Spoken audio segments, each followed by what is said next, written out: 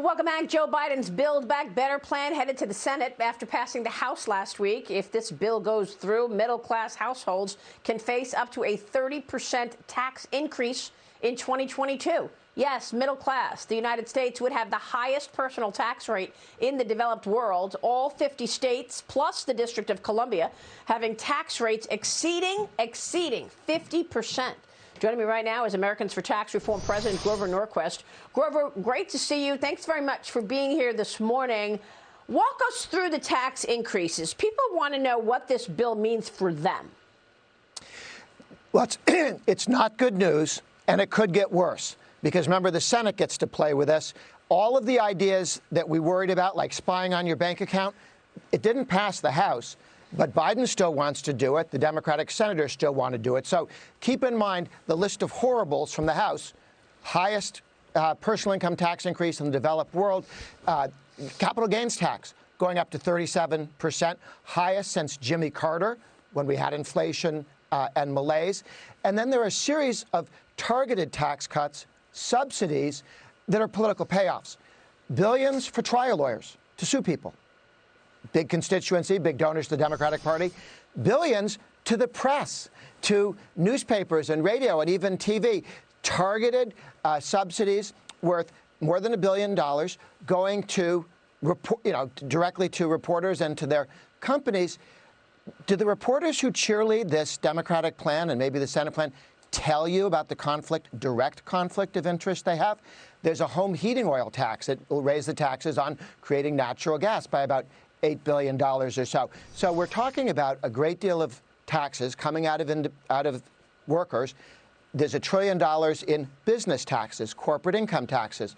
That's just a disguised tax on wages and higher prices. About 70% of the corporate income tax is paid by workers directly in lower wages. We saw the opposite of that when Trump and the Republicans cut the corporate income tax and wages went up. Raise the corporate income tax, wages go down again. Politicians love the corporate income tax because it's a way of hiding that they're taxing the middle class. Well, I'll tell you, it's going to get real expensive for everybody out there because not only does this plan have all these tax increases, but it's more dollars being thrown at too few goods, the definition of inflation. So it's just going to cost us all so much more as inflation is a problem. But what's your take on this global minimum tax? The Democrats are still pushing for this global minimum tax, trying to make changes for international corporate taxation in an effort to reduce the gaps between the nation's tax rates, Grover. We know what happened under Obama when the U.S. was all the way up at 35% corporate rate and Ireland was at 9%. You had all these inversions, companies acquiring companies in Ireland and then moving their headquarters to Ireland. Bingo, solution, 9% tax rate for anybody who's headquartered in Ireland. That's why they want this global tax. They don't like competition. The Democrats look at what's happening to California and New York because people can choose to move to Texas and Tennessee and Florida. And they realize that if they have the high taxes they want on Americans, they have to protect against companies starting up in other countries, which is what's going to happen. They're going to drive investment overseas, and they think with this corporate minimum tax they can reduce that.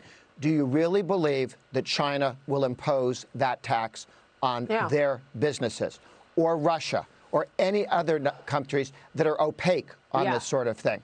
So it's a make-believe, but it does give the Russians and the Europeans a veto over our tax cuts. Why would you do that? Yeah, unbelievable. I'm really glad you mentioned the IRS surveillance, too. Elon Musk slamming the Build Back Better plan, tweeting this. The IRS has dedicated audit teams for high net worth individuals. The doubling of staff is for everybody else, calling out the Biden administration for trying to monitor low-income individuals. And, Grover, you're talking about tax increases for all of us coming. One thing that you didn't touch on is the SALT deduction. That's pretty much a tax cut for rich people, isn't it? It's a tax cut for rich people in blue states and blue cities. If your city is so incompetent, it has high taxes. If your state is so incompetent, they have high taxes. This is the federal government scooping up money from all the reasonable states and towns and handing it to Democratic precinct workers in blue cities and blue states. Yeah. I don't know why this administration is so hell-bent on taking a page out of the communist China playbook with this bank surveillance.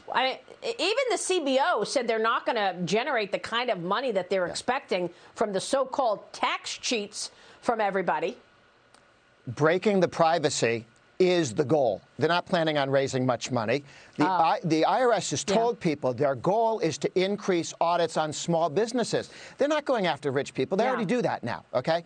Their goal is to increase dramatically the number of audits of small businesses, nail salons, barber shops, your local grocery store.